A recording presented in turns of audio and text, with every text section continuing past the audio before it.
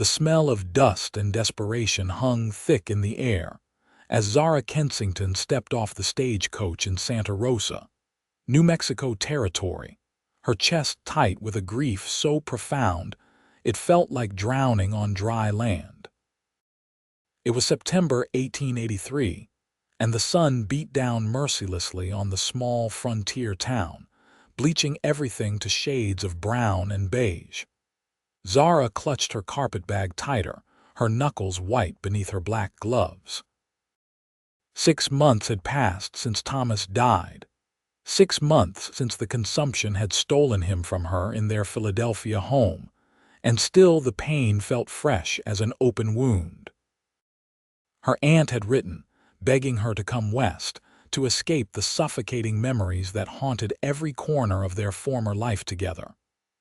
Zara had resisted at first, clinging to the ghost of what she had lost, but eventually the walls of their bedroom had pressed in too close, and she had fled. The stagecoach driver tossed her trunk down with a thud that made her wince. Everything she owned in the world was in that trunk and the bag she carried. Thomas's family had wasted no time claiming his estate after he passed, leaving her with only her personal belongings and a small sum she had saved from her work as a seamstress. The injustice of it still burned, but fighting them would have required money she did not have and strength she could not muster. Miss Kensington, a weathered woman in her 50s, approached, her face creased by years of sun and wind. "I am Martha Green, your aunt's neighbor. She sent me to fetch you. I am afraid Adelaide took ill last week." Zara's heart sank. "How ill?" "Bad enough. Doc says it is pneumonia. She is at my place being tended to." Martha's eyes were kind despite the harsh news. "Come along now, we will get you settled." The Green homestead sat 3 miles outside Santa Rosa, a modest adobe house surrounded by scrub brush and endless sky. Aunt Adelaide lay in a narrow bed, her breathing labored and shallow. She managed a weak smile when Zara entered. "My dear girl," Adelaide whispered, reaching out a trembling hand. "You came." Zara took her hand, fighting back tears. She had already lost so much. "Of course I came. Rest now, you will get better." But Adelaide did not get better.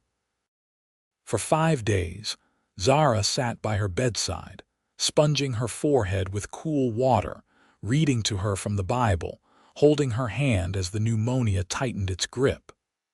On the 6th day, just as dawn broke over the New Mexico hills, Adelaide drew her last breath with Zara's name on her lips.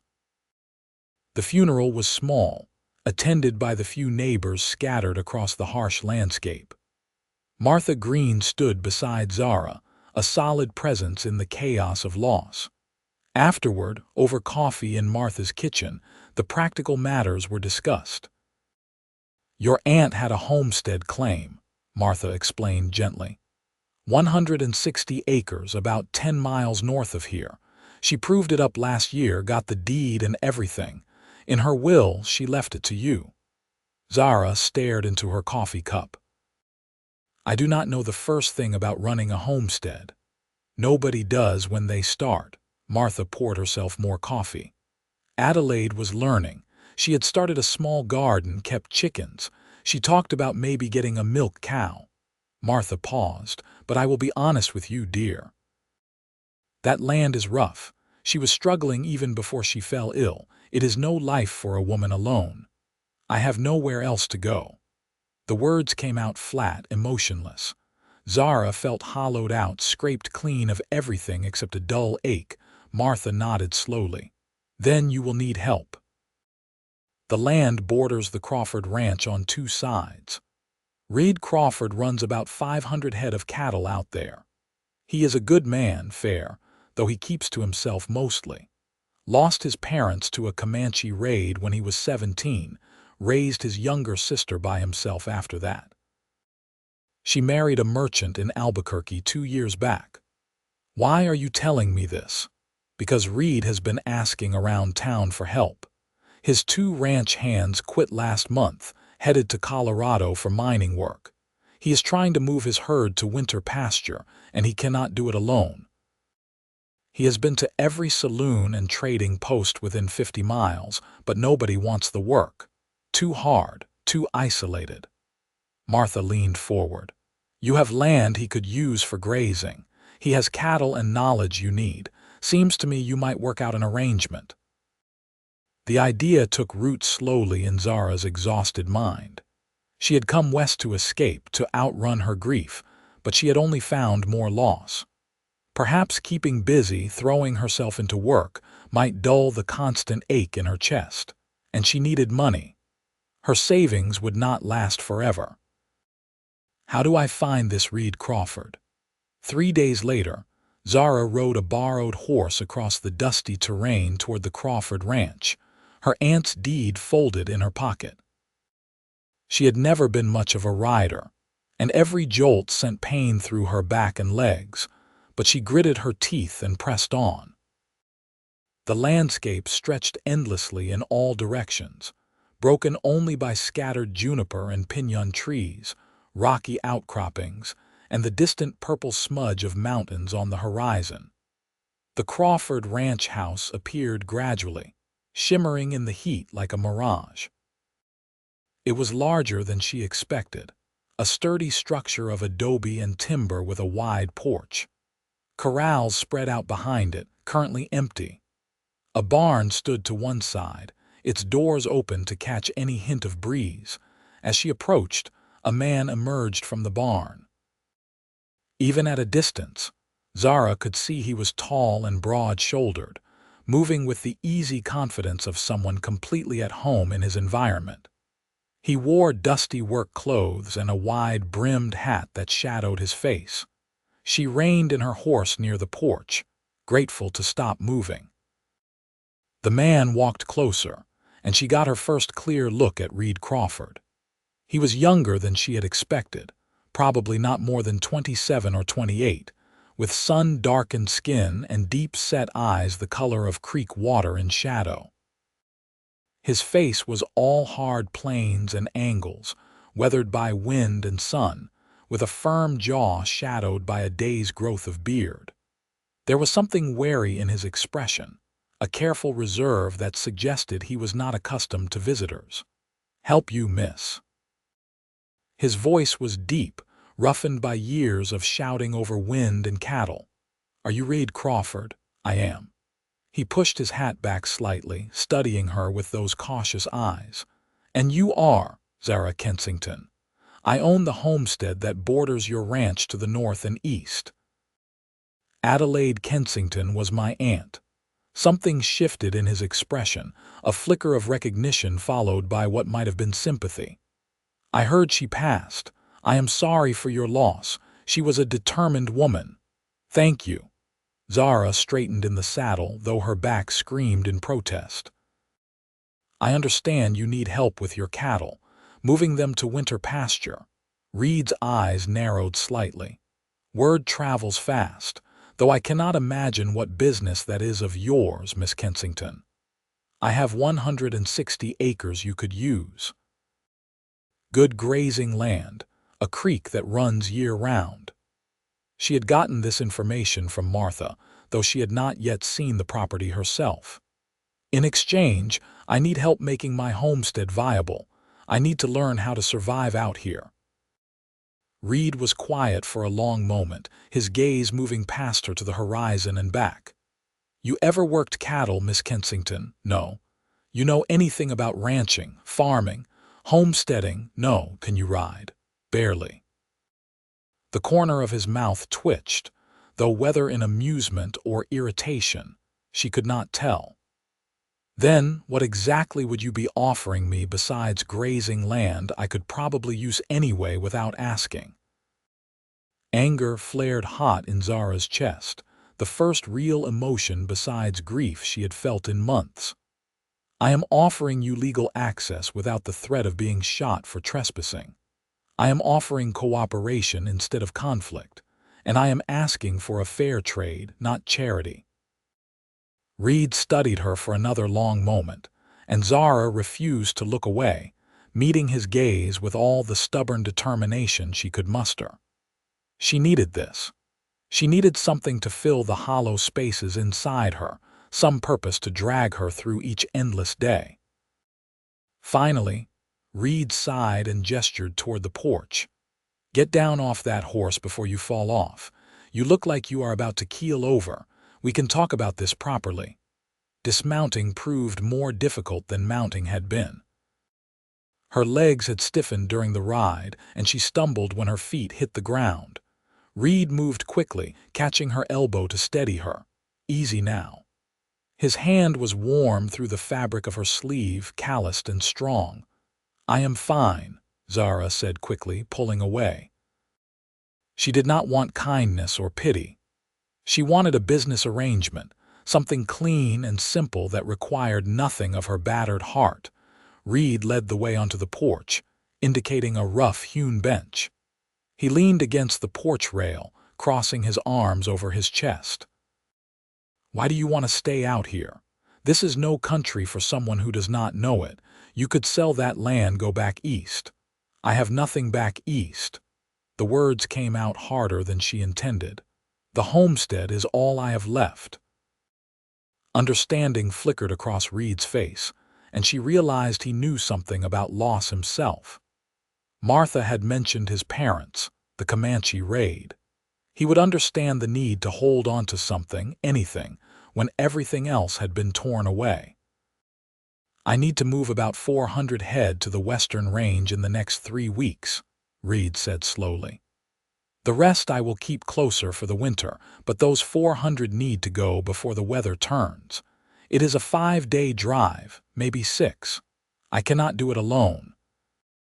If I had help, someone to ride, drag, keep the stragglers moving, I could manage the rest. I could do that. It is hard work. Sunrise to sunset, sometimes longer, sleeping on the ground, eating trail food, breathing dust all day. And that is assuming nothing goes wrong, no stampedes, no injuries. I am not afraid of hard work." Reed pushed off from the rail, pacing the length of the porch. "And what exactly do you want in return? Besides the grazing rights, which frankly I would give you anyway just for the help with the drive." Zara had thought about this during the 3 days since her conversation with Martha. "I want you to teach me what I need to know. How to manage livestock, how to make the land productive. I want to learn to ride properly, to shoot. I want to be able to survive out here on my own." "That is asking for a lot more than 5 days of work." "Then I will work more than 5 days. I will help you with whatever you need through the winter. I will earn what you teach me." Reed stopped pacing and looked at her, really looked at her, in a way that made Zara feel exposed. She wondered what he saw. A city woman in mourning clothes, soft-handed and ignorant probably, a burden waiting to happen. "You are running from something," he said finally. It was not a question. "We are all running from something out here." Zara held his gaze. "I heard you lost your parents young, that you raised your sister alone. You know what it is to have everything change in an instant, to have to become someone different than you planned. I am just trying to do the same thing." Something in Reed's expression shifted, a crack in the careful wall he kept around himself. He nodded slowly. "All right, we will try it. I will take you on for the cattle drive. If you can handle that, we will talk about the rest. But I warn you now, Miss Kensington, I will not coddle you. You want to learn, you will learn the hard way, same as I did. I would not want it any other way. Can you be ready to leave in 3 days? "Yes." Reed stepped off the porch and walked to her horse, checking the saddle with practiced hands. "This saddle is going to tear you apart on a long ride. You need better gear. Come into Santa Rosa tomorrow morning. I will meet you at the general store and help you get what you need. Charge it to my account and you can work off the debt." "I have some money," Zara protested. "Save it." "You will need it." He untied the reins and led the horse closer to the porch, making it easier for her to mount. "You know how to get back to town from here?" "I think so." Follow the trail south until you hit the creek, then follow the creek east. It will take you straight to the green place." He held the horse steady as she climbed awkwardly into the saddle. "And Miss Kensington, wear different clothes tomorrow. You cannot work cattle in a dress like that." Zara looked down at her black morning dress, the heavy fabric already coated in dust. "I only have dresses." Reed sighed, pushing his hat back again in what she was beginning to recognize as a gesture of frustration. "Tomorrow, general store. I will help you sort it out." The ride back to the green homestead was even more painful than the ride out had been, but Zara barely noticed. For the first time since Thomas died, she felt something other than numb despair. It was not happiness, not even close, but it was purpose. It was a reason to get through the next day and the day after that. Martha was waiting when she returned, helping her down from the horse with strong, capable hands. "How did it go?" he agreed. "We leave for the cattle drive in 3 days." Zara leaned against the porch rail, her legs trembling with exhaustion. "I need to go into town tomorrow." "He is going to help me get proper gear." "Reed Crawford is a good man," Martha said. "Quiet, keeps his own counsel, but fair. He will teach you right if you are willing to learn. I am willing." That night, Zara lay in the narrow bed that had been her aunt's, staring at the dark ceiling. Her body ached in places she had not known could ache, and her mind spun with everything she had committed herself to.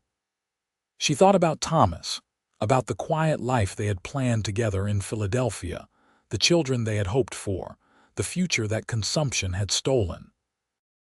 The grief rose up, threatening to drown her, but she pushed it down, focusing instead on the practical concerns of tomorrow. She would need trousers, boots, a better hat.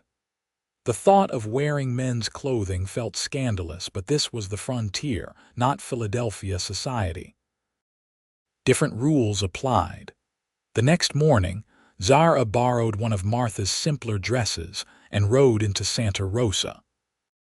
Reed was waiting outside the general store, looking slightly uncomfortable in what were clearly his town clothes, though they were not much different from his work clothes, just cleaner and less patched. "Morning," he said, touching the brim of his hat. "Good morning." Inside the store, Reed moved with surprising efficiency, pulling items from shelves and holding them up to assess size. The proprietor, a round man named Mr. Hughes, raised his eyebrows at the unconventional shopping list, but said nothing. "You will need at least 2 sets of work clothes," Reed said, handing her a pair of canvas trousers. "These should fit, and these shirts." He added 2 plain cotton work shirts to the growing pile. "Boots, you will need good boots." "What size?" The question was matter-of-fact, professional, but Zara felt her cheeks heat anyway. "I am not certain." Reed called Mr. Hughes over, and the shopkeeper measured her foot with a practiced eye, then disappeared into the back room. He returned with a pair of worn leather boots. "These came in last week, off a widow selling her husband's things. They are good quality, just need a bit of polish." Zara tried them on. They fit reasonably well, better than she had expected. "You will want to wear them around the house for a few days before the drive," Reed said. "Break them in some. Otherwise you will have blisters the size of silver dollars." The pile grew. A sturdy hat with a wide brim, a bedroll, leather gloves, a canteen, a knife in a sheath that Reed insisted she would need for everything from cutting rope to preparing food. "Can you shoot?" Reed asked as they stood in front of the gun rack. "No. You will learn. But that can wait until we are out of town. I have extra firearms you can use until you decide what you want to buy for yourself." When everything was tallied, the sum was more than Zara had expected but less than she had feared. Reed signed his name in Mr. Hughes's ledger, and they carried the supplies outside. "Thank you," Zara said as they loaded everything onto her horse. "For helping with this." Reed shrugged. "Practical necessity. You cannot work in fancy dresses." He paused, then added, "You should go out to your homestead before we leave, see what you are fighting to keep." "I will. This afternoon. Want me to ride out with you? I can show you the boundaries where your land meets mine." Zara hesitated. The offer was practical, sensible, but something about spending more time with Reed made her nervous. Not afraid exactly, but unsettled. He was too observant, too likely to see past the walls she had built around her grief. But she needed to know her land, needed to understand what she was working for. That would be helpful. "Thank you." They rode out together that afternoon, leaving Santa Rosa behind and heading north into the broken country beyond. Reed led the way with easy confidence, pointing out landmarks as they went. "That rock formation there, the one that looks like a broken tooth, that is the western boundary of your property. Your aunt filed the claim based on the creek and that rock. The creek forms your northern and eastern borders." The homestead, when they reached it, was smaller than Zara had imagined. A single-room adobe structure with a sagging roof, a rickety fence around what had been a garden, now overgrown with weeds. A chicken coop stood empty, its door hanging off its hinges, but the land itself was beautiful in a stark, unforgiving way. The creek Reed had mentioned ran clear and cold over smooth stones, lined with cottonwood trees that whispered in the wind. The grass, though sparse, was better than much of what Zara had seen on the ride over, and the view stretched for miles, all the way to the distant mountains, endless sky and space. "It has potential," Reed said, dismounting near the creek. "Your aunt was starting to make something of it. She just needed more time." Zara walked to the adobe house and pushed open the door. Inside, everything was coated in dust, but she could see traces of her aunt's life. A neatly made bed, a table with 2 chairs, shelves holding a few precious books, a teapot, some dishes. Aunt Adelaide had been trying to make a home here, to carve out a life in this harsh country. "Why did she come here?" Zara asked, running her finger along the dusty table. "She had a comfortable life in St. Louis. Why leave that for this?" Reed stood in the doorway, his frame blocking most of the light. "Everyone who comes west is looking for something. Freedom, opportunity, escape. Maybe all 3. He paused. "She never talked about it much, but Martha mentioned once that your aunt had been engaged to a man back in St. Louis. He died in the war. After that, she wanted a fresh start. So Aunt Adelaide had known loss too, had known what it was to have your future ripped away." Zara felt a sudden, fierce connection to this woman she had barely known, this aunt who had tried to build something new from the ashes of her grief. "I will make this work," Zara said, more to herself than to Reed. "Whatever it takes. Then we had better get you ready for the drive." Reed stepped back outside. "Come on. We have some riding lessons to get through before we leave."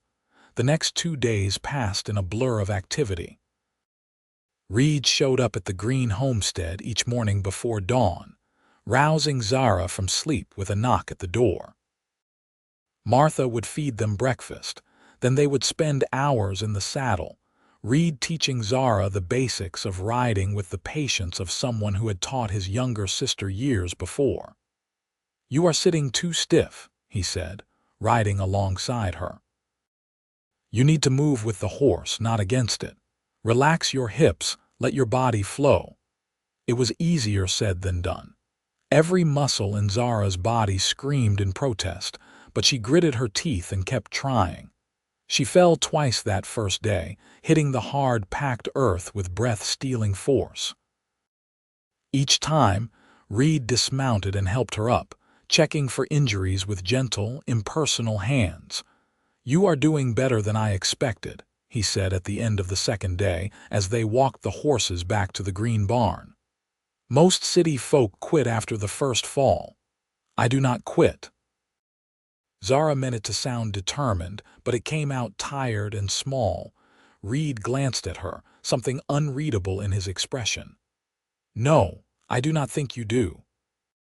That night, Zara soaked her aching muscles in a hot bath Martha prepared, then fell into bed and slept dreamlessly for the first time since Thomas died. She was too exhausted for nightmares, too worn out for the memories that usually haunted her. The morning of the cattle drive arrived with a blaze of orange across the eastern horizon. Zara, dressed in her new work clothes, feeling strange and exposed in trousers and a shirt. She braided her dark hair tightly and tucked it under her hat, then strapped on the knife Reed had bought for her. Martha hugged her tight at the door. "You be careful out there and do not let Reed work you too hard. I will be fine." "I know you will. You are Adelaide's niece, after all. Stubborn runs in the family." Martha pulled back, her eyes worried but warm. "Your homestead will be waiting when you get back. We will keep an eye on it." Reed was waiting at his ranch with 2 horses saddled and ready. He had also prepared a pack horse loaded with supplies. He looked Zara over with an assessing eye, then nodded. "You will do. Can you tie down a bedroll?" "Show me." He demonstrated, then watched as she copied his movements, correcting her technique with patient instruction. When everything was ready, they mounted up and headed west, where Reed's cattle were scattered across several hundred acres of grazing land. The cattle were a mixed bunch, longhorns mostly, tough and rangy with wide, dangerous-looking horns. They eyed the approaching riders with suspicion, some of them lowing nervously. "We are going to gather them first," Reed explained. "Push them into a tighter group. Then we will start moving them west. The key is to stay calm, move slow. Cattle spook easy, and a stampede out here could scatter them across half of New Mexico." For the next several hours, Zara learned by doing. Reed showed her how to use her horse to guide the cattle, how to read their body language, how to position herself to turn them in the right direction. It was exhausting work, requiring constant attention and adjustment. The cattle were stubborn, frequently breaking away from the group and having to be chased down. By the time they stopped for a midday break, Zara's back ached and her throat was dry as sand despite frequent sips from her canteen. Reed handed her some jerky and hardtack from his saddlebag. "You are doing well," he said, settling onto the ground in the shade of a juniper tree. "Better than I expected for your first day. That seems to be your constant refrain, lowering your expectations." Reed's mouth quirked in something that might have been a smile. "Hard not to, given your lack of experience." "Fair enough." Zara chewed the tough jerky, forcing herself to swallow. It was nothing like the food she was used to, but she was hungry enough not to care. "How long before we have them all gathered?" "If we are lucky, we will be ready to move out tomorrow morning. If not, another day." They worked until the sun began to sink toward the horizon, then made camp near a small spring. Reed showed Zara how to hobble the horses so they could graze without wandering off, how to build a fire with the sparse wood available, how to set up her bedroll. "First watch is mine," Reed said as they ate a simple dinner of beans and coffee. "You get some sleep. I will wake you around midnight to take over." "What am I watching for?" "Everything. Cattle getting restless, predators, weather changes. Mostly just making sure nothing goes wrong." He poured himself more coffee, the tin cup denting slightly under his strong grip. "You ever fired a gun?" "No." Reed pulled a revolver from his holster and handed it to her carefully. "This is a Colt single action.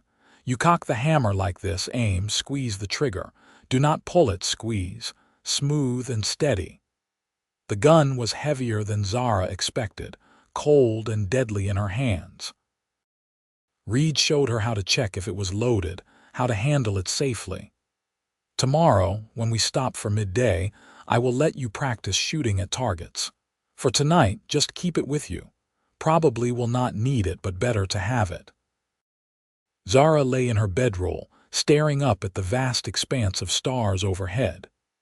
The night was alive with sounds she did not recognize, the distant yips of coyotes, the soft lowing of cattle, the whisper of wind through grass. She thought about Thomas, about how he would have hated this rough life, would have been horrified to see her dressed in men's clothes, sleeping on the hard ground. But she was not thinking about him with the usual crushing grief. Instead, she felt a strange, guilty sense of freedom. For these few days, she was not the grieving widow. She was just Zara, trying to survive, trying to learn, trying to become someone who could stand on her own. Reed woke her at midnight, his hand gentle on her shoulder. "Your watch." She sat up, groggy and disoriented. Reed handed her a cup of coffee, still warm from the fire he had kept banked. "Stay near the fire, but keep your eyes on the cattle. If you see anything strange, wake me immediately. Do not try to handle it yourself. I understand." And Zara. He used her first name for the first time, and something in her chest tightened at the sound of it in his rough voice. "You did good today. Real good." Then he rolled into his bedroll and was asleep within minutes, the easy sleep of someone who had spent their whole life outdoors. Zara sat by the fire, sipping coffee and watching the dark shapes of the cattle. The night was cold, much colder than the day had been, and she was grateful for the fire's warmth. The stars wheeled slowly overhead, more stars than she had ever imagined existed, brilliant and uncountable. She thought about her life, about the strange turns it had taken.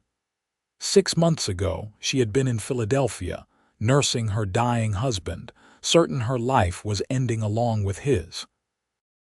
Now she was in New Mexico territory, watching over cattle in the middle of the night, learning to be someone entirely different. The hours passed slowly but peacefully. Nothing disturbed the camp except the occasional restless movement of a cow. When the sky began to lighten in the east, Reed stirred and sat up, instantly awake and alert. "Any trouble?" "No, all quiet." "Good." He stood and stretched, joints popping. "Get yourself some more sleep. We will start moving the herd after breakfast." But Zara was too keyed up to sleep.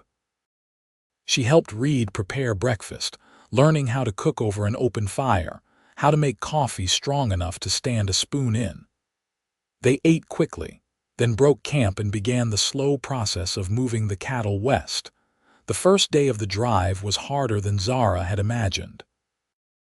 The cattle were reluctant to move, constantly trying to turn back or break away.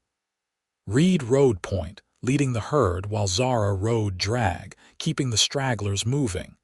It meant eating dust all day, breathing in grit with every breath, but she did not complain. They covered maybe 6 miles that first day, a painfully slow pace. When they stopped for the night, Zara could barely dismount, her legs cramping and her back screaming. Reed noticed, though he said nothing, just helped her down with a steadying hand. "Tomorrow will be easier," he said. "They are settling down, getting used to moving together." That night, Reed showed her how to shoot, setting up targets made from old cans and teaching her the basics of aim and breath control. The revolver kicked hard when she fired, surprising her, and the first several shots went wide. But gradually, she began to get a feel for it, began to understand the rhythm of aim, breath, squeeze. "You are a natural," Reed said, genuine approval in his voice. "Keep practicing." The days fell into a pattern. Wake before dawn, break camp, move the cattle, stop for midday rest and target practice, move the cattle again, make camp, eat, sleep. Repeat. Zara's body began to adapt, muscles hardening, skin toughening. Her hands, once soft from indoor work, developed calluses. Her face and arms tanned despite the protection of her hat and long sleeves. And slowly, almost without noticing, she began to feel something shift inside her. The constant ache of grief was still there, but it felt more distant, muted by exhaustion and the demands of each moment. She did not have time to dwell on what she had lost when she was focused on keeping the cattle moving, on learning to read the weather, on developing her riding skills. Reed was a patient teacher, never raising his voice, always willing to explain things multiple times if needed. He spoke little about himself, but Zara learned things anyway, picking up details from casual comments and observations. He was 28, 3 years older than her. He had been running the ranch alone since his sister married, nearly 2 years now. He was lonely, though he would never admit it, used to his own company but not entirely comfortable with it. On the fourth night of the drive, a storm rolled in from the west, dark clouds building on the horizon throughout the afternoon. Reed watched them with increasing concern. "We need to find shelter," he said. "A gully, some rock formations, something to break the wind." They pushed the cattle harder, searching for a defensible position. Finally, Reed spotted a natural depression in the land, ringed by low hills that would provide some protection. They drove the cattle into it and made camp as the first drops of rain began to fall. "Stay with the horses," Reed instructed. "Keep them calm. I will watch the cattle." The storm hit with fury, lightning splitting the sky and thunder booming so loud it shook the ground. The rain came in sheets, instantly soaking through Zara's clothes. The horses whinnied nervously, pulling at their ropes, and she talked to them in a low, steady voice, the way she had seen Reed do, gentling them with words and touch. Through the rain, she could see Reed moving among the cattle, a dark figure against the lightning-bright sky. The cattle were lowing nervously, milling around, and Zara held her breath, praying they would not stampede. The storm lasted 2 hours, then passed as quickly as it had come, leaving everything dripping and muddy. Reed returned to where Zara stood with the horses, his hat streaming water. "You all right?" "Yes, the horses are fine," he nodded, looking exhausted. "Cattle held." "That is the important thing." He glanced around at their soaked camp. "No chance of getting a fire started tonight. We will just have to make do." They huddled in their wet bedrolls, shivering as the temperature dropped. After an hour of this, Reed spoke from the darkness. "Zara, this is foolish. We need to share body heat or we will both be sick by morning." Her heart jumped, but she knew he was right. Hypothermia was a real danger in these conditions. "All right." They moved their bedrolls together, lying back to back at first, then gradually shifting until they were pressed close, sharing warmth. Zara was intensely aware of Reed's solid presence, the heat of his body seeping through the wet fabric between them. "Just for warmth," Reed said quietly. "I am not trying anything improper." "I know." And she did. Reed was a gentleman, honorable to his core. "Thank you." They lay in silence for a while, the only sounds the drip of water and the soft movements of the cattle. Then Reed spoke again, his voice low and rough. "I am sorry about your husband. Martha told me you lost him recently." Zara stiffened. She had been avoiding thoughts of Thomas, pushing them down whenever they surfaced. 6 months ago, consumption. "That is hard, I am sorry. Were you there when your parents died?" The question came out before she could stop it. "In the raid." Reed was quiet for so long she thought he would not answer. Then, "Yes, I was 17. Mary was 12. We survived because our father hid us in the root cellar before they attacked. I heard everything. Could not do anything to stop it. I am sorry. It was a long time ago," but the pain in his voice suggested otherwise. "I thought about leaving after selling the ranch, taking Mary somewhere safe, but this is our land. Our parents built it. I was not going to let anyone drive us off, not raiders, not rustlers, not anything." Zara understood that stubbornness, that refusal to be beaten. It was what had brought her west, what was keeping her here despite every logical reason to leave. "You ever get over it?" she asked. "The loss?" Reed shifted slightly, and she felt his breath on the back of her neck. You learn to carry it. Some days it is heavier than others, but you keep going because that is what the people we lost would want. They would not want us to give up, to let grief destroy what they loved about us. The words settled into Zara's heart, finding a place there that had been empty for too long. Thomas had loved her strength, her determination, her refusal to accept defeat. He would hate seeing her hollowed out by grief, going through the motions of life without living. "Thank you," she whispered. "For what?" "For understanding." Reed's hand found hers in the darkness, squeezing gently. It was a simple gesture, comfort between two people who understood loss, but it sent warmth flooding through Zara that had nothing to do with shared body heat. They fell asleep like that, hands clasped, and when Zara woke in the pre-dawn light, she found they had shifted in the night. Reed was curled around her back, one arm draped over her waist, his face buried in her hair. It should have felt wrong, inappropriate, but instead it felt safe, protected. She lay still, not wanting to wake him, savoring the unfamiliar feeling of being held. Thomas had been sick for so long before he died that they had not held each other like this in over a year.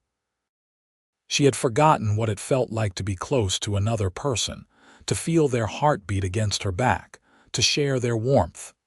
Reed stirred, and she felt the moment he realized how they were positioned. He went rigid, then carefully extracted himself, sitting up and not meeting her eyes. "Sorry, I did not mean to overstep.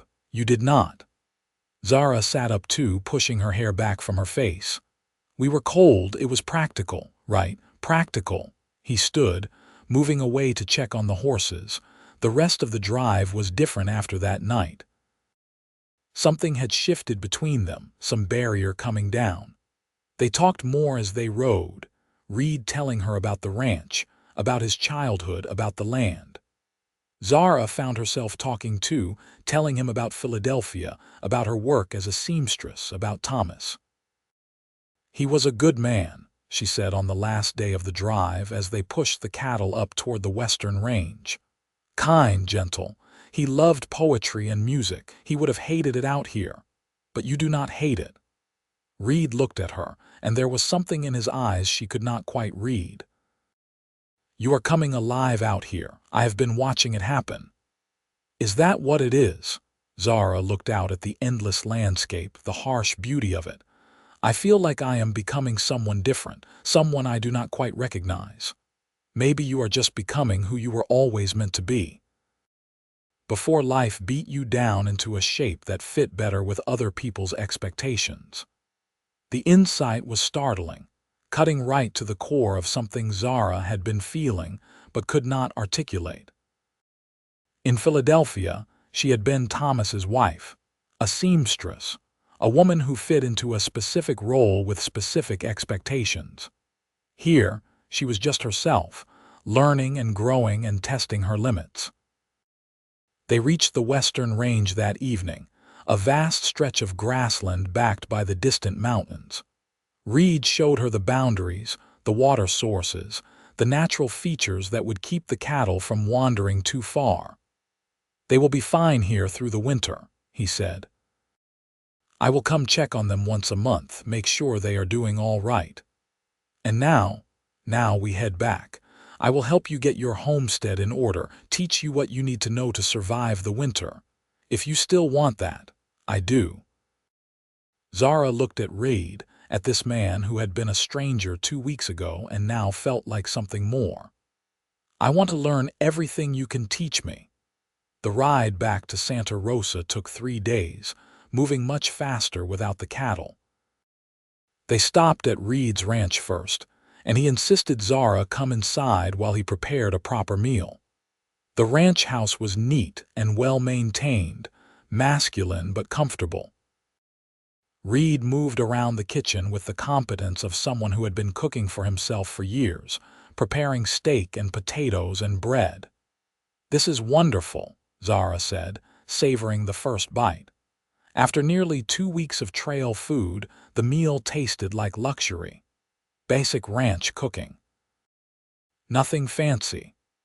But Reed looked pleased at the compliment. After dinner, they sat on the porch, watching the sun set in a blaze of gold and crimson. The silence between them was comfortable, easy. "I have been thinking," Reed said after a while, "about our arrangement." Zara's heart sank. Was he going to back out, tell her he could not spare the time to teach her? "I think you should move into your homestead this week. Get settled before winter really sets in. I can come by every day, help you with repairs, teach you what you need to know. It would be more efficient than you riding back and forth from the green place." "That makes sense." Zara tried to keep the relief out of her voice. Reed turned to look at her, his face serious in the fading light. "And I think we should be honest about something." "What?"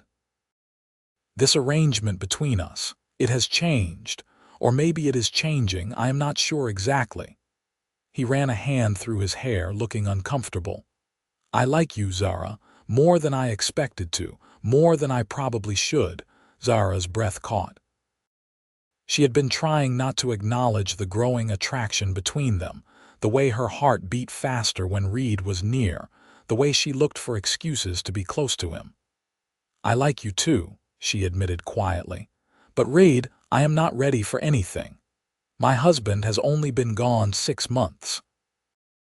I am still grieving. I do not know when or if I will be ready for more. I know. I am not asking for anything. I just wanted to be honest." Reed stood, pacing to the edge of the porch. "We can keep this strictly business if that is what you need. I will respect whatever boundaries you set." Zara stood too, moving to stand beside him. "I appreciate that. And I want you to know that if I were ready, if my heart were not so broken, you would be exactly the kind of man I would want." Reed looked down at her, something fierce and tender in his eyes. "Then I can wait, however long it takes. I am a patient man." He reached out slowly, giving her time to pull away, and tucked a stray piece of hair behind her ear. The touch was gentle, barely there, but it sent shivers down Zara's spine. "Let me help you become who you need to be," Reed said softly. "The rest can sort itself out in its own time." Over the next 2 months, Reed kept his word. He showed up at Zara's homestead every morning, helping her repair the roof, fix the fence, prepare the garden for spring planting. He taught her to care for the chickens Martha had given her, to milk the cow Reed purchased on her behalf and added to his account for her to pay off. He taught her to shoot with increasing accuracy, until she could hit a target at 50 yards more often than not. He taught her to ride with confidence, to read the weather, to track animals, to survive on the land. And through it all, he was patient and kind, never pushing for more than she could give. But Zara felt her heart slowly opening, the grief that had consumed her gradually making room for other feelings. She caught herself watching Reed as he worked, admiring the strength in his arms, the careful concentration on his face. She found herself looking forward to his arrival each morning, disappointed when he had to leave in the evenings. Winter settled over New Mexico, bringing cold nights and occasional snow. Reed showed Zara how to winterize her house, how to store food, how to keep her livestock safe from predators and weather. One evening in late November, as they sat by her fireplace drinking coffee, Reed mentioned his sister. Mary wrote, "She is expecting a baby in the spring. She wants me to come visit in Albuquerque. You should go. Family is important. I was thinking you might come with me, meet her, see more of the territory." Reed set down his cup, looking at her carefully. "As friends, separate hotel rooms, everything proper." Zara considered it. The thought of traveling with Reed, of spending more time together, filled her with a mixture of excitement and nervousness. "When would we go?" "After Christmas. Stay for a week or 2, then come back before the worst of the winter weather." "I would like that." Reed smiled, that rare, genuine smile that transformed his whole face. "Good. Mary will like you. She has been after me for years to find someone. Have there been others, women you were interested in? A few. Nothing serious. Ranch life is isolating and most women want something easier, somewhere more settled.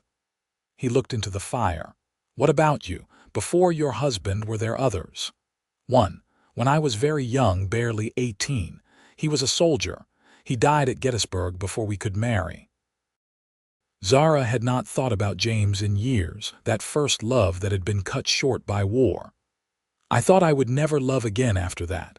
Then I met Thomas, and I learned that the heart is more resilient than we think.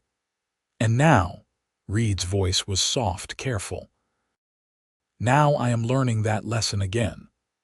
Zara met his eyes, seeing the hope there, the patience. I am not where I was, Reed. The grief is still there, but it is not everything anymore. You have helped with that. This place, this life, it has helped. Reed reached across the space between their chairs and took her hand. I am glad. They sat like that for a long time, hands clasped, watching the fire burn down to embers. When Reed finally stood to leave, he pulled Zara to her feet and very gently, very carefully, kissed her forehead. Sleep well, Zara. You too. After he left, Zara lay in bed, her hand pressed to her forehead where his lips had been. Her heart was pounding and she felt terrified and exhilarated all at once. She was falling for Reed Crawford. It was happening slowly, carefully, like spring coming to the desert, but it was happening. And for the first time, instead of feeling guilty about it, she felt grateful. Thomas would not have wanted her to spend her life alone, locked in grief. He had loved her too much for that. Christmas came and Reed invited Zara to spend it at his ranch. She brought a pie she had made from dried apples, her skills as a cook improving under his patient instruction. They exchanged simple gifts. She had made him a new shirt, carefully sewn from fabric she had bought in Santa Rosa. He gave her a beautiful saddle, custom-made and fitted for her. Reed, this is too much, she protested. You have earned it 10 times over, and you need proper gear. He helped her carry it outside to try on her horse. It fit perfectly, comfortable and well-balanced. Thank you. She turned to him, overwhelmed by his thoughtfulness. For everything. You have given me so much more than riding lessons and ranch skills. You have given me a reason to keep going. Reed pulled her close, wrapping his arms around her in a hug that felt like coming home. You did that yourself. I just helped a little. They stood like that for a long moment, and when they pulled apart, something had shifted again. The space between them felt charged, electric. Zara, Reed said, his voice rough. I know you need time. I am not trying to rush you. But I need you to know that I am in love with you. Have been for weeks now. I just wanted you to know. Zara's heart hammered in her chest. She looked up at Reed, at this good, patient, honorable man who had taught her to be strong again, who had shown her that life could continue after devastating loss. I am falling in love with you too, she said, the words coming out in a rush. It scares me. I feel guilty, like I am betraying Thomas's memory, but I cannot seem to help it. Loving again is not a betrayal, Reed said gently. It is a testament to your capacity for love, to your strength. Thomas would want you to be happy. I know that in my head. My heart is still catching up. Reed cupped her face in his calloused hands, his thumbs stroking her cheeks. Then we will wait until your heart catches up. I am not going anywhere. But Zara found she did not want to wait anymore. She had spent 6 months frozen in grief, and the past 2 months slowly thawing. Now, standing in Reed's arms on Christmas Day, she felt ready to truly live again. She rose on her toes and kissed him. It was tentative at first, gentle, both of them feeling their way. Then Reed made a low sound in his throat and pulled her closer, deepening the kiss.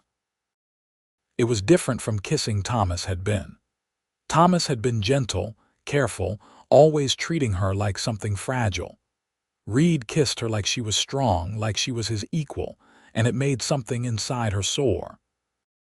When they finally broke apart, both breathing hard, Reed rested his forehead against hers.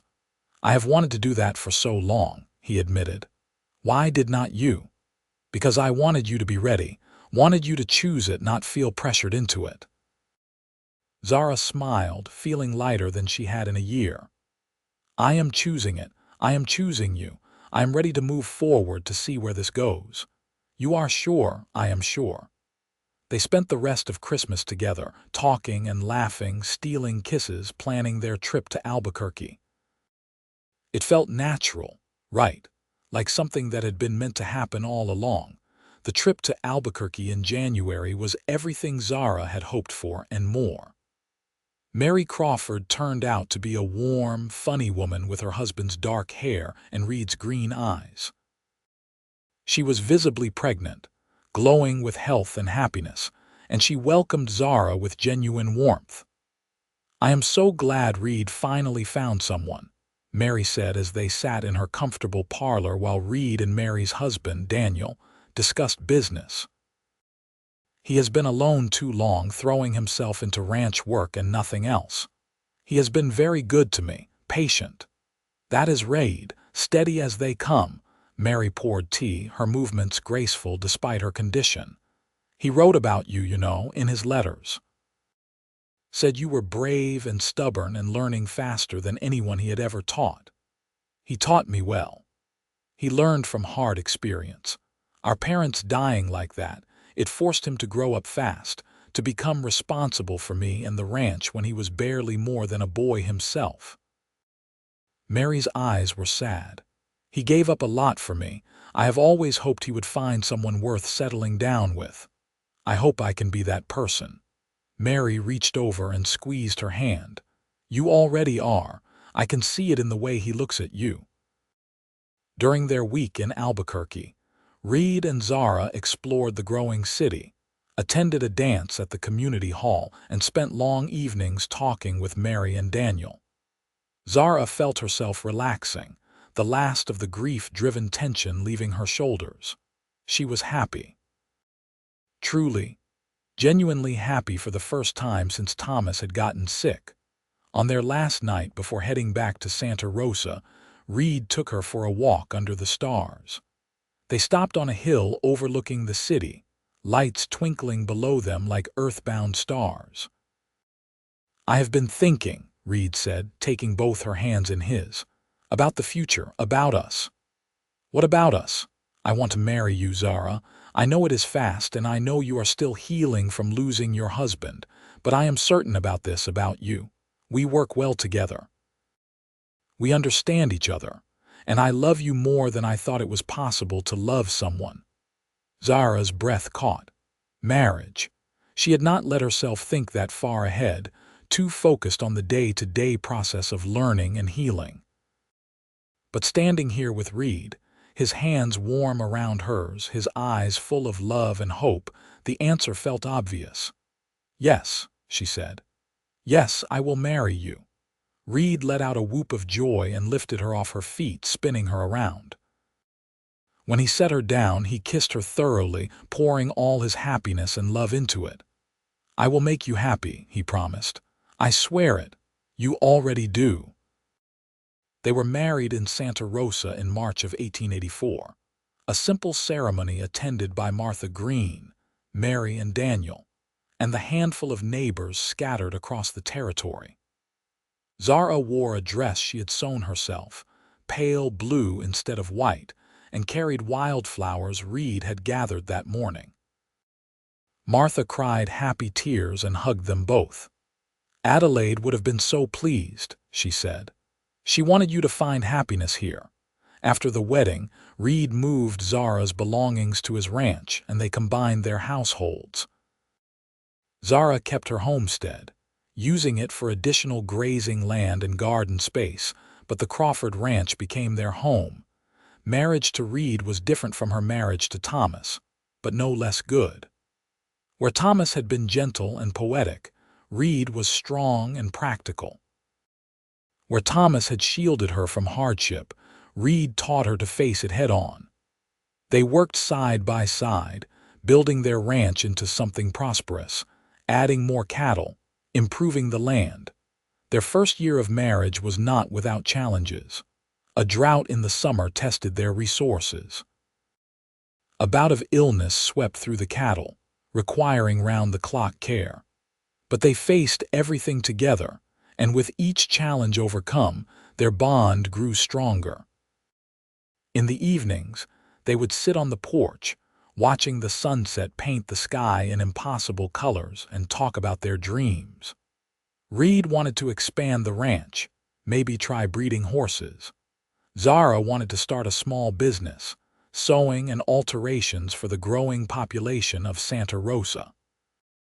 They talked about children, about the future they were building together. "Are you happy?" Reed asked one night, pulling her close against his side. "More than I ever thought I would be again," Zara answered honestly. "You gave me my life back, Reed. You showed me that I could be strong on my own, and then you showed me that being strong does not mean being alone. You did the same for me. I did not realize how lonely I was until you showed up, all stubborn determination and grief, ready to learn to be a rancher despite having no idea what you were getting into." Zara laughed. "I was ridiculous. You were brave." Reed kissed the top of her head. "And you still are." In December of 1884, Zara discovered she was pregnant. The news filled her with equal parts joy and terror. She had lost a child once, early in her marriage to Thomas, a miscarriage that had devastated them both. She had not told Reed about it, too afraid to jinx this pregnancy by speaking of the past. But Reed noticed her worry, the way she guarded herself, and he gently drew the story out of her. Then he held her while she cried, releasing years of pent-up grief for the child she had lost. "Whatever happens, we will face it together," Reed promised. "But Zara, you are strong. You have proven that 100 times over. Have faith." The pregnancy progressed well, and in July of 1885, Zara gave birth to a healthy baby boy. They named him Thomas Reed Crawford, honoring both the past and the present. Reed was a devoted father, tender and patient with his son, and watching him cradle the tiny infant brought tears to Zara's eyes. "Thank you," Reed whispered, looking up at her with wonder in his eyes. "Thank you for this gift. I think we gave it to each other." Mary came to visit when Thomas was 3 months old, bringing her own daughter, Clara, who was 6 months old. The sisters-in-law sat together, nursing their babies and talking about the strange, wonderful journey of motherhood. "I am so glad Reed found you," Mary said, echoing her words from that first meeting. "You brought him back to life. He had closed himself off for so long after our parents died, focused only on survival and duty. You taught him to live again. We taught each other." As Thomas grew into a curious, active toddler, Zara and Reed continued to build their life together. The ranch prospered, their reputation for quality cattle spreading across the territory. Zara did start her sewing business, working from home between caring for Thomas and helping with the ranch. They added a room onto the house, planning for more children. Their second child, a daughter they named Adelaide Martha Crawford, was born in the spring of 1888. She had Reed's green eyes and Zara's dark hair, and she was fierce from the moment she entered the world, letting everyone know when she was displeased. "She is going to be a handful," Reed said, rocking her in his arms with a besotted expression. "She is going to be perfect," Zara corrected. Life settled into a comfortable rhythm. The children grew, the ranch prospered, and Zara and Reed's love deepened with each passing year. They had their struggles, times when money was tight or the weather was harsh or illness threatened. But they faced everything together, their partnership built on mutual respect and genuine affection. On a warm evening in September of 1893, exactly 10 years after Zara had first arrived in Santa Rosa, they sat on their porch watching Thomas, now 8, teach Adelaide, 5, to ride a gentle mare. Another baby, their third child, a boy they had named Daniel James, slept in a cradle beside Zara's chair. "You ever think about how different your life would be if you had not come west?" Reed asked, his hand finding hers. Zara squeezed his fingers, thinking about the broken young widow who had stepped off that stage coach a decade ago. She had been running from grief, from memories, from a future that had died with her husband. She had come west expecting nothing, hoping only to survive. Instead, she had found everything: purpose, strength, love, family. She had found herself. "I think about it sometimes," she admitted. "But I cannot imagine it anymore. This is my life, my real life. Everything before was just preparation for finding you, for building this." She gestured at the ranch, the children, the vast New Mexico sky. Reed lifted her hand to his lips, kissing her knuckles gently. "I love you, Zara Crawford. More today than yesterday, less than tomorrow. I love you too. Thank you for being patient with me, for giving me time to heal, for teaching me to be strong. You were always strong. You just did not know it yet." As the sun set in a blaze of gold and crimson, painting the landscape in shades of fire, Zara reflected on the journey that had brought her here. She had needed help with her broken heart, and Reed had needed help with his cattle and his lonely life. They had found each other at exactly the right moment, two people shaped by loss and hardship, ready to build something new together.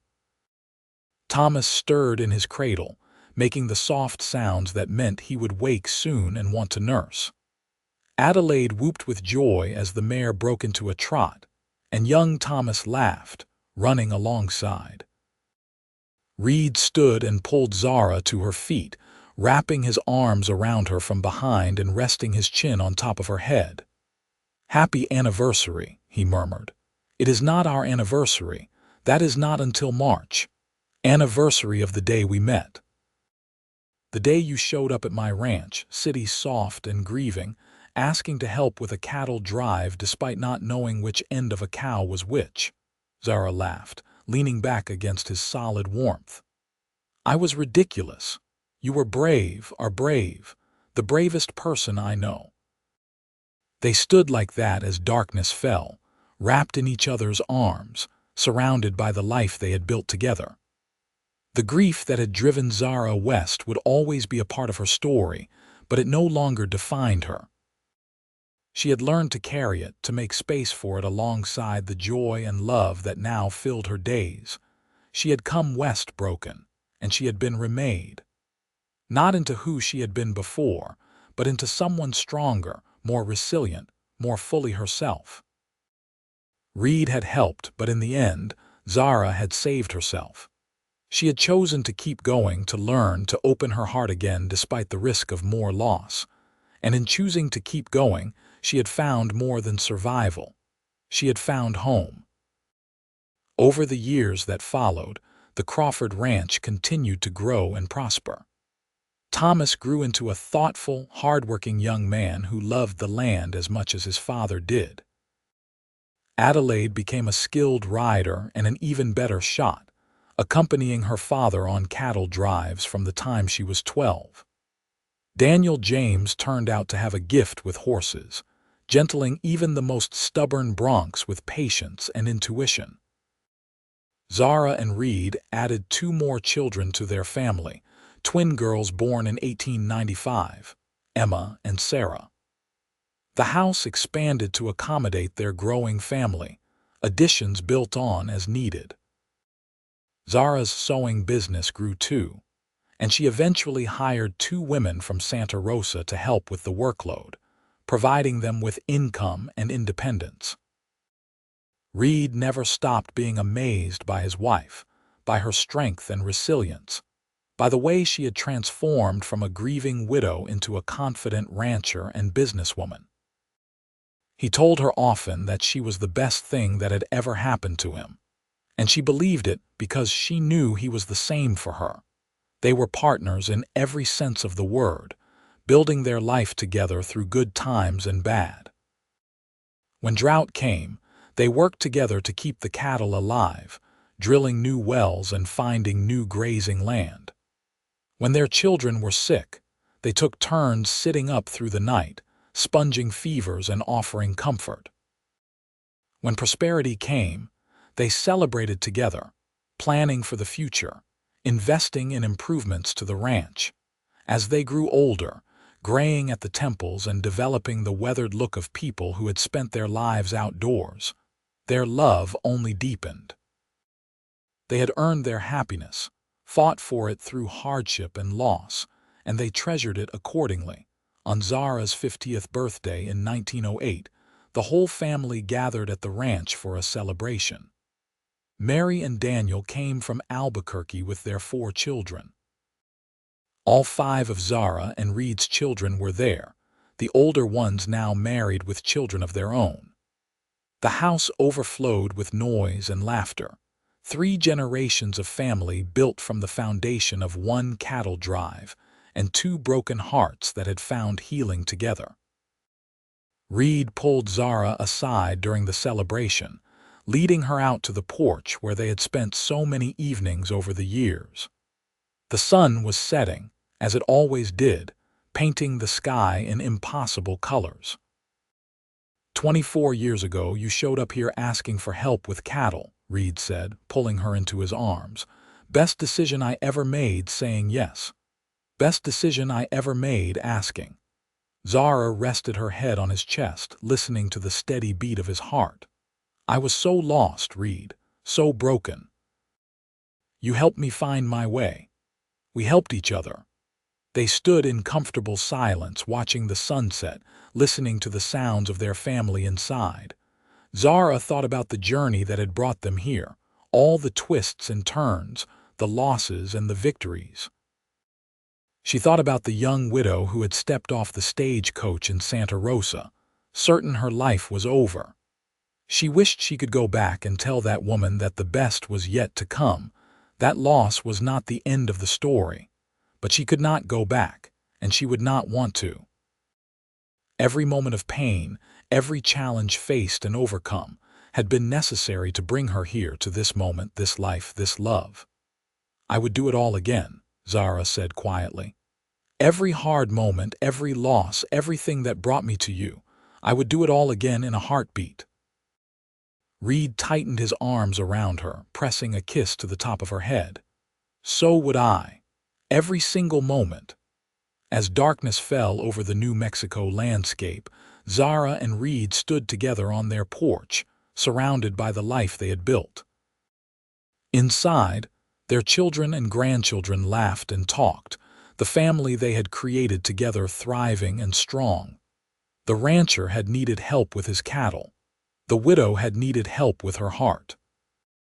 They had found each other at exactly the right moment, 2 people ready to heal, ready to take a chance on something new, and in finding each other, they had found everything they needed. Love, partnership, purpose, and home. They had built a legacy that would last for generations, a testament to the power of resilience, the strength of love, and the courage it takes to open your heart again after devastating loss. Their story had started with grief and need, but it had become something beautiful. Not perfect, never perfect, but real and true and lasting. The kind of love that weathers all storms, that grows deeper with time, that becomes the foundation on which entire families are built. As they walked back inside to rejoin their family, Reed caught Zara's hand and squeezed it gently.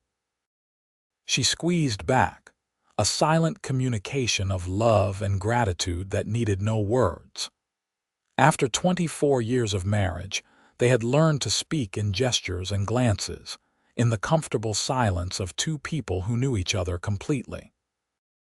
The celebration continued late into the night, and when everyone finally settled down to sleep, the house filled with the sounds of peaceful breathing, children curled up next to siblings, grandchildren nestled in their parents' arms.